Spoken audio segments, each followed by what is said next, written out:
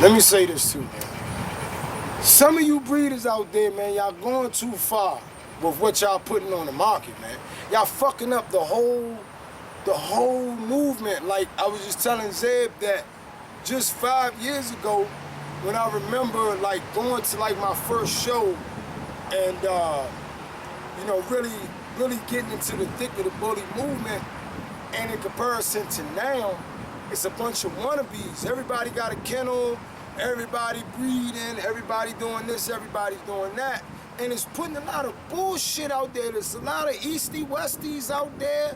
And a lot of bad temperaments, man. A lot of, you know, when these dogs come out fucked up in their heads, it's messing it up for the other ones that are good. You know what I mean? Like, seriously, I think right now the whole movement should be about cleaning up, man. Putting some of these people on, putting some of these Bama ass kennels on the spot that's putting out this poison. You know what I'm saying? That's polluting the whole breed itself. You know what I mean? Because shit, I would love the day that I see the UKC announce American Bully during a show, or you know, when I'm receiving my damn registration papers, I'm getting UKC papers that say American Bully. Like, I would love to see that one day, you know what I mean? But I think that it's a long ways to go. You know, people. I must say, I doubt if you see that. I would tell you that now. Yeah, I agree. We know they. You know, we know how they are. You know what I mean? But at the end of the day, I mean, just hypothetically speaking, to just be acknowledged. You know what I mean? On that, we are acknowledged already. I mean, so we got a lot to be proud of, man. I'm a proud bully owner. You know what I mean? And anything to help the bully community by being a responsible owner myself and things of that nature, I'm down for it. How's the bully game changed from back then to now? You know what? It changed a whole lot, and it changed. There's a lot of good to it, and there's a lot of bad to it. The lot of bad to it is the freakiness of the dogs, of people breeding for more exotic, which that's what we wasn't breeding for. We were still trying to keep a clean dog and something to represent us as for the urban community, because that's how this actually ended up happening, because we was, you know, I mean, I was involved with the UKC, but seeing that, me being out in California and seeing the neglection from the guys who have the bullier dogs for the people who were shown in the UKC, I mean, it wasn't right how the UKC reacted to it, but it was just people just trying to come out and enjoy the moment, you know, barbecue. And that's how the bully breed really became as a registry, because of being pushed away, you know, from the UKC, and they, you know, pretty much saying like, oh, they thugs, and you know, the negative stereotyping. And that's what I think the game should focus on, is the dogs with the value should be the ones that's out here competing, because that's the purpose of the competition. And on top of that, that's competing for a standard. That's the purpose of a standard, to best fit the standard and to keep it consistent, clean dogs. That's the purpose of doing a standard. If there wasn't no standard, then there's no breed. That's the whole purpose of breeding. I mean, having a standard and they're giving a purpose for us breeders to breed for is a standard. So pretty much that's what we need to focus on. Is getting things cleaned up. As far as the showmanship, is way the dogs should be shown. Because if you look in the UKC, AKC, dogs out there performing. But that's showing what it says in the standards: a dog with an athletic built dog, a dog with movement, a dog with confidence. Those the dogs should be winning. Along with that has the confirmation and good companionship, temperament. That's the whole purpose of showing anyway. So that's what we need to focus on as a registry. That's a great point, because just thinking about it, last year you had the big battle with Big Papa and Bistro going 1 and 2 for that #1 spot in the ABKC. Yet they never graced the cover of Atomic Dog magazine. Arguably, you know, the biggest magazine in the bully breed game. Why do you think that is? I don't know. That's a great question you ask. You know, I mean, that's a question. I mean, that's a question in the air. You know, we're just gonna leave it at that. You know what I mean? All honesty, because it's not in my hands, and I don't have no say so over that. So, I mean, pretty much we that's a great question. That's all I can say. It's a great question, and if they see it, I mean, that's a great question. So, but that's what I think. Like when the Atomic Dog come out to the shows, I think it should be the people who's winning first, second, third, maybe best male, best in show. Those are the dogs that should be seen at the show events. In my personal opinion, because we come out here, we work hard. You know, these guys, we're at home working with the dogs. We coming out here with good sportsmanship. We out here in the ring, stepping and pooping and all, and Lord knows what else. And I think that's only fair, and that helps to represent the breed in a proper manner and positive manner, and also to show people what to look for out of the breed. What's your thoughts on the UKC pulling papers on certain You know bullies? what? I can't fault them for that. And that's from the heart. And I'm gonna tell you why. And that's the way the ABKC should be about the exotic dogs. Because we didn't put this breed together for exotic pits. We put it for American Bully, Standard, Pocket, XL. We accepted the Extreme and Classic. So we should be doing the same thing as the ABKC, because some fact is that's why the UKC are doing what they're doing, because that's how we end up creating ABKC, because the UKC, we couldn't show our dogs in the UKC because it doesn't fit their standards. They live up to their standards, and they're gonna stick with their standards. That's why they pulling. They see people saying, "Oh, UKC gonna lose a lot of money." Let me tell y'all this, man. UKC has multiple breeds, not just American Pit Bull Terriers, and they still have the diehard American Pit Bull Terrier breeders that's still breeding to this day. So they're not losing money like how people thinking, like, "Oh man, UKC stupid, they shouldn't do that." No, they're doing that because they're protecting their breed, which is an American Pit Bull Terrier. So I mean, if it's a problem, if they have a problem with the UKC, you can't have a problem with them. You got to respect that. As a man, woman, you have to respect that, and respect that. That's what they want, as for their breed. They're protecting it. That's why they're doing what they're doing. And think about it. If you got a dog that doesn't look nowhere near, damn near look more of a bulldog, and you seeing all these puppies registering it, they look back and like, wait, hold on. This misrepresenting the breed. He got 1,000 puppies out here misrepresenting something that we're registering. So that's a liability now, because now you have these people with these American Pit Bull Terrier clubs that's looking at it like, whoa, hold up. That don't represent us. We need that. It's a problem here. And that's what they did. So that the UKC didn't have no choice but to react to it, because they would have been in the hole. So you either gonna keep your diehard lovers who kept this registry going since 1800s. Come on, think about it. 1800. You think they're gonna let it do? You think they're gonna keep registering dogs like that? And they been having this breed on a clean path for since the 1800s? Come on. It's a shame. And the ABKC should do the same thing. We only been here since 2004. They've been here since 1800, and they just now getting these problems. We've been here since 2004. It's only 2000. We ain't even got a good 10 years in yet, and we having these problems. So my personal opinion, ABKC, we gotta protect our breed. Come out, let's live up to what we bred this breed for, and our standards. What we have written in the standards. Live up to those standards. Let's don't do personal opinions on picking these dogs. Let's pick it according to the dogs that's bred properly, according to the standards. That's what's the purpose of breeding. That's the purpose of a registry. That determines the value of a dog. Not just because he's bully and bone, no. Sorry. Good point. And that's just being honest. So if you guys will dislike me for it, all I'm doing is being honest. So if you dislike an honest person, you're not being honest with me. I mean that's I don't know what to say, but I'm an honest dude. I'm not no funny acting dude. I'm a cool cat. You can come hang out with me. He can tell you ZEB can tell you himself. My family from New York can tell you, folks in Atlanta. I mean, I like to have fun and party, so that's why I always have a smile on my face. Every time you see me in pictures, every time you see me around places. But only time you really see me get serious is when I start talking about the dogs, because I'll be frustrated because of where the direction it's in. What would you like to see more of at the shows? I would like to see more people just getting involved in showing and really want to live up to what we breed.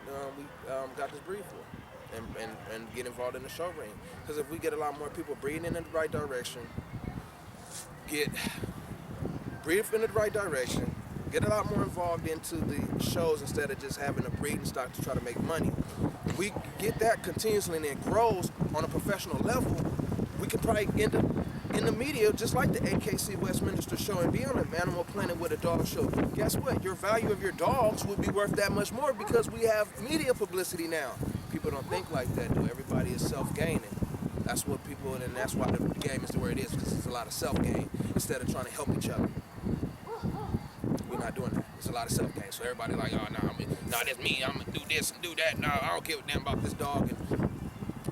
And a lot of them exotic dogs getting a lot of publicity. So guess what? People thinking that's the right dog to get. And then after about a year or two later down the line, they mad because they got problems with their dogs because the dog have health issues or the dog died because of heat stroke and this and that and the other. Pay attention to your dogs, man. Pay attention to breedings. Pay attention to programs. Don't just pay attention to breedings. Pay attention to programs. Programs will determine on what type of breeder you're dealing with. A program. And then that's something big. A lot of people don't pay attention to programs. A program is something you see. A program is consistent. You have several dogs. They have pattern down on how they breed their dogs to keep the consistent look. Look at the breeding programs. That'll help you find what you're looking for. Programs. Not just don't go off of that one dog because he like this and he, you know what I'm saying? No, don't go off of that. Go off of programs. Let me see what you consistently bred. What have you bred in the past?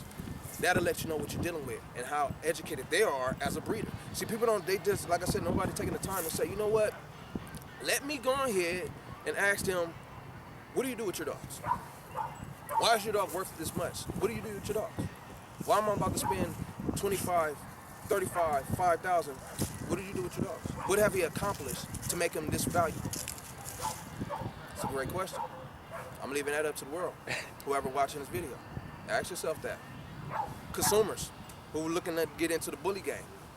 If you get this before you get your first dog, ask yourself that. Ask the breeder that. If you say it's a champion line, well, can I see your pedigree? See where it say CH in the pedigree. Don't go off of saying, oh, he a purple ribbon. Purple ribbon don't mean nothing. That means consistent bred in the UKC of over 3 generations. It don't mean nothing. Champion, CH, in front of the dog name. GRCH is grand champion in front of the dog name. That's when that person, if he has that in the first 3 generations, yeah, that's a champion line. If it's consistently bred and they're constantly showing their dogs and it's the generation after generation, that is a champion bloodline. Not just because the dog is like this and a big head, short snout. No, that's not a champion line. That's just a dog. Good point. So you'll know your value and know what you're looking for. Consumers, breeders, we should be educating this to our consumers. I do all the time. I don't even make money off my dogs because I don't even really sell my dogs because I don't want it to get out of hand the ideas with these other dogs, so I protect my bloodline. You know, and that's what it is. So it's about fun for us, bro. Ain't about no money. Ain't no money. Ain't nobody making me get no money for, you know, my cars and my house and all that shit, bro. It's about having fun, man. You know, see what we can do, what he got. Now, damn, I like Rakim. You know, when I seen Rakim, I was like, fuck. That, I mean, you know, Rakim is a badass dog. You know, Jefferson, a nasty dog. Even King Kai, a nasty dog. I like, those are my favorite 3 right there. I like Denzel. You know what I'm saying? Miyagi, I'm not a big fan of it, you know, but then there's some shit off of G2 that I do like. You know what I'm saying? So again, it's about whatever you want, you know what I'm saying? Because again, you said it best. You got a lot of guys that spending money or after they don't get what they thought they were going to get from getting Miyagi's blood. They chasing and then they just throw that shit away, you know what I'm saying? But again, then you don't really give a fuck about the dog. Nope. I think there's a lot of people, I think honestly, Zeb, if you take away Facebook, you take away the internet, you take away all of that, 90% of these quote-unquote bully breeders will go away. They're not here for them, dog. Like I told you, I don't walk away from the game. They're here for some fame for themselves. Yeah. You know what I'm saying? If you take away all that from me, I almost walked away from the game 2 years ago had it not been for them. I didn't say walk away from the dogs. But I'm always going to breed dogs. I don't mind when people threaten me is like with Jimi Hendrix, which I got a Bob Marley shirt on, by the way, but I'm a Jimi Hendrix fanatic. Anybody who knows about Jimi Hendrix knows when he switched up, you know, because I'm in the music, when he switched up and he stopped, you know, the Jimi Hendrix experience and went through his band, the Gypsies, he started doing his own kind of music instead of continuing to do with the music they forced him to do. And they was like, if you continue to keep doing that shit, you're going to go back in Harlem and be on the corner playing in front of the same crowd you were playing in front of. He's like, is that supposed to be a threat? I'm here for the music. I'm not here for the crowd. Yeah. I'm here to make nice dogs for Bobby. I breed for what I like. If they happen to like, for real, if there was a shot that was invented that God would make, the way I can make a female only have 2 puppies, 1 female and 1 male, I would hit every dog in my yard with it. I wouldn't care about making, because that's what I'm breeding for anyway. That's a hard one because the true people are going to look at this as being a different breed. And in actuality, over the years and the changes it's gone through, it is a different breed.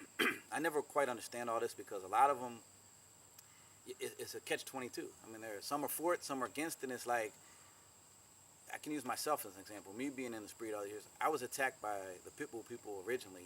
You're ruining the breed, you're ruining the breed, you're ruining the breed by changing it. At the same regard, I got the same crowds tell me, oh, it's a different breed, your dog should be called something else, they're this. Then we change the name and we separate ourselves from that world. You get half of them that like it, or then the other half's like, oh, well, why do you abandon this and you're promoting this, but you should be respecting your original dog, so the original pit bulls and fighting for that. It's just weird, man. It's hard to say. I mean, some of them like the idea that we took it a different direction and named it the other. Some of it think that we've discredited it, and it's really hard to say. In my opinion, we didn't do anything different than they did with the Amstaff. We didn't do anything different than they did with the UKC American Pit Bull Terrier. I mean, those show dogs are not the game dogs.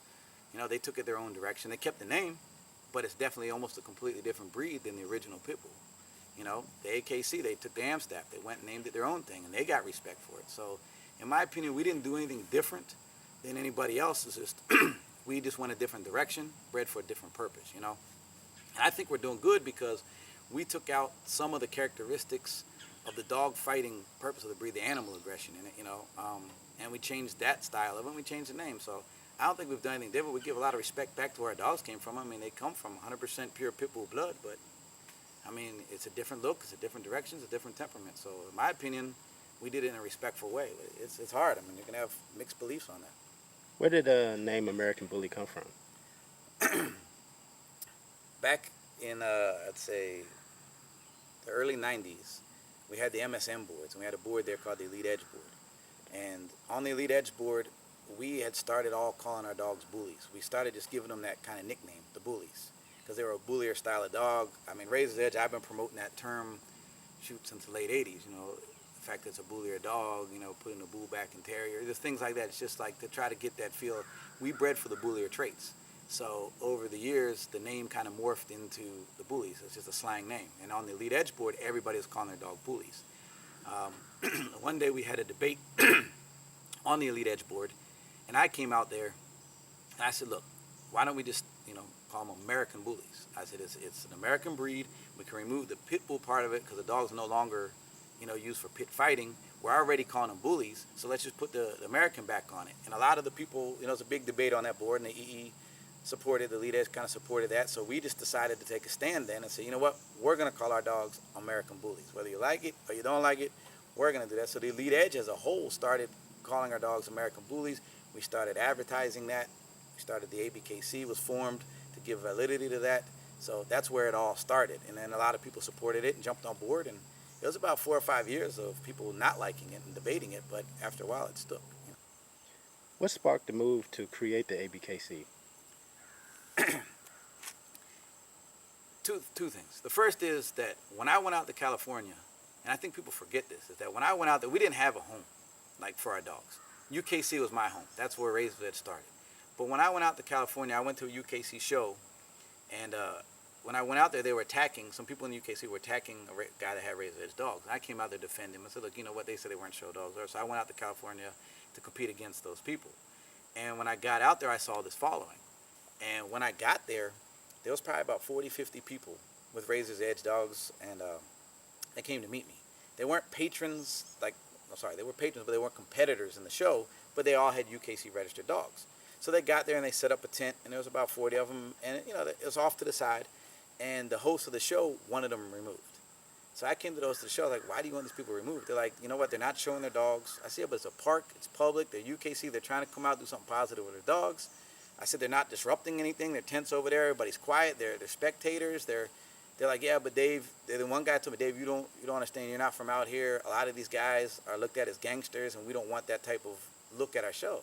And I'm like, what do you care like people look like? They're not here, they're not gangbanging or doing anything like that. They're here with their dogs. Some of them got their kids. It's like, they're just here they just want something to do with their dogs. You guys are gonna turn them away? And I fought with the host, and ended up the judge that day came over and helped me, and he's like, look, I'll help you out. let's pretend like we're giving them a little training class and all this stuff. So he did, and they ended up letting the people stay, but they were real ugly about it. The next time I came out was probably 2 months later to another show. Same thing happened. I was at a park, and it was like off to one side was UKC show, off to the other side of the park was a bunch of people barbecuing with their dogs, and same scenario, except this time they called the police and had these people escorted out of the park.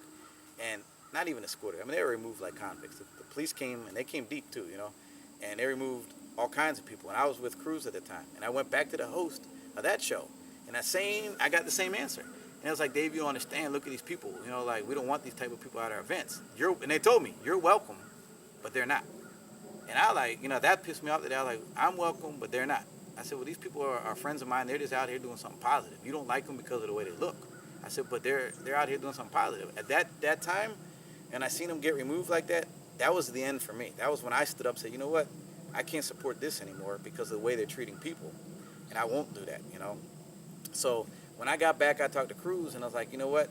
We're doing the American Bully thing. We need to do something now for the people. We need to start a registry now that will help support this. So that's when we came up with the concept. Let's put the ABKC together to support the American Bully. It was never designed to be a profitable, money-making company or anything like that. The whole concept was to validate the breed. If we say, this is the American Bully, this is the registry, now we have our own shows, and we'll throw our own events all over, and our events will be open to everybody. There'll be a lax type environment at first, to where people feel comfortable coming out, you know? And that was the concept, to invite people in, get people, you know, just have people come out with their dogs and do something, compete, but do something positive in a way that they weren't discriminated against, you know? So that was the concept of the Elite Edge, the ABKC. But then we put down criteria, grew, you know, like, okay, well, what dogs are we going to accept as American Bullies? What's the criteria to be an American Bully? And that's when I sat down and we wrote the standard, we wrote the guidelines, you know, what dogs were eligible to be American Bullies or American Bully breeding stock, you know, what bloodlines they have to have or percentages of, etc. And then we started the shows, and the idea of the shows was to make it comfortable. Like a lot of people now, if you look back on those days, it was different. Now it's competitive. Now it's professional. But then it wasn't. It wasn't meant to be at that point in time. It was just meant to get people used to doing something with their dogs and put them in a good, fun environment where they'd have a good time. And that's all the ABKC was really for, just to validate the breed and to give the people an avenue and a way to promote their dogs and have a good time. And that's all it was. What's good, people? Today on Bully Talk with ZEB Pitts, the UKC has now decided to accept the American Bully. That's funny, man, because going back to the first Bully Talk video I did with my man Jeff, he actually made a comment that said that one time. He was like, I wish the UKC would recognize the American Bully as his own breed. You know, I kind of laughed about it. I was like, I doubt if that ever happened. Who would have thought? But, you know, really thinking about that, now, I can see that, because just thinking about big corporate America, you know, they sat back, saw where the breed was going, see the things that were going on with the breed as far as dollar-wise. So in their mind, it was a good investment to get involved with the American Bully breed. You know, that's what big corporations do. But as the smaller company, we would say, or companies, with as far as other registries that's been grinding for a minute, man, you just gotta you gotta come together and do what you gotta do for the breed, man. That's all I'm saying. Because right now, people recognize the UKC for the simple fact it's been around for what, since the 1800s. So I mean, with that being said, you know, it seems like we're stuck in our own little community. We're doing too many breedings, messed up breedings at that. And the reason I say that, because, you know, I went to my local pound here in Silver Spring, Maryland, just talking to the people. And, you know, they got a chance to take me around, and I would say, well, they told me about 80% of the dogs in there are bully pit bull breeds. And I guess I shouldn't have been shocked about it. But it was just amazing to see. I mean, some really nice dogs in there, bully dogs in there that was actually in the pound, and made me think that, God, man, we really have overbreeding issue going on with the breed right now. I mean, everybody is breeding right now. Where are these puppies going? I mean, because if you really look at it, the general public not buying these exotics and these micros. Let's be real, man. It's sold among other breeders in the breed. When you go outside of our community to sell to the general public, they looking more for the classic and standards for real.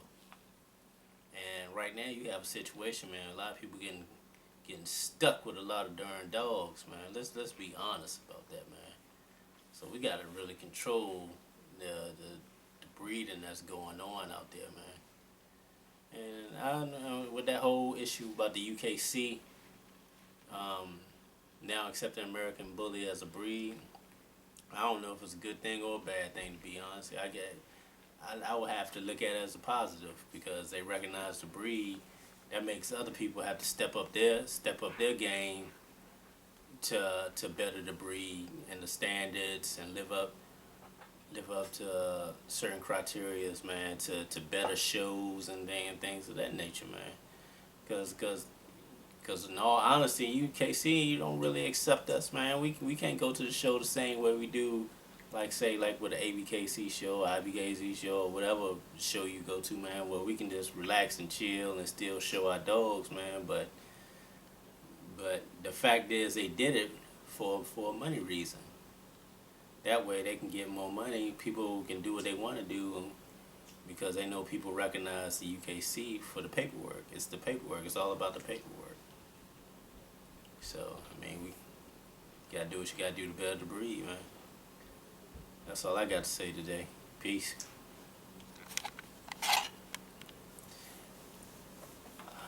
Also, be on the lookout for the double DVD coming soon. Check it out. I just actually finished both the DVDs, about to do mass production on it. Double DVD set. Basically a lot of knowledge and history, just talking about the breed itself and how it began, to talking to judges about the standards of the breed, to talking to everyday people who are just bully owners of the breed, and just a vast knowledge of information, I would say, in this double DVD set. I say it's well worth the $30 investment, man. So again, be on the lookout for it. Coming soon, man. Peace.